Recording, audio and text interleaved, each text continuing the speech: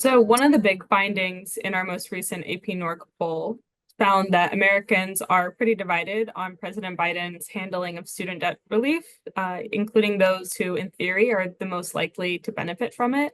We found 30% of Americans approve of how Biden is handling student loan debt relief, while 40% disapprove, and the rest are neutral. But I think what is the most telling is that even those who have student loan debt on behalf of themselves or a family member are split on how Biden is handling this issue. We found 36% approving and 34% disapproving.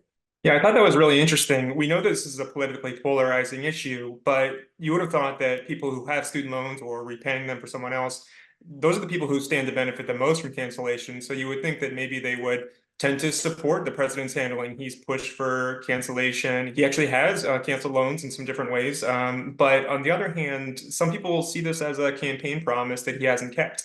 He said he would do this, and he really has not gotten the type of wide mass student loan cancellation that he said he would.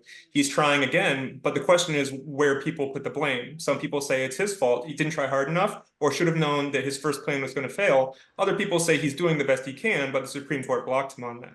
So we asked about people's thoughts on student loan forgiveness in sort of a wide range of scenarios. We found the highest levels of support in instances where the borrowers were defrauded or misled by their education institutions, and they were less likely to support forgiveness when the individual was experiencing financial hardship or when they had attended a college or university that left them with large amounts of debt compared to their income. So yeah, those scenarios that we asked about, some of them roughly line up with President Biden's proposal for a second attempt at student loan cancellation. And I thought it was interesting. None of those provisions had support from a majority of adults, and even sort of the marquee signature provision around erasing some interest that has accrued on loans.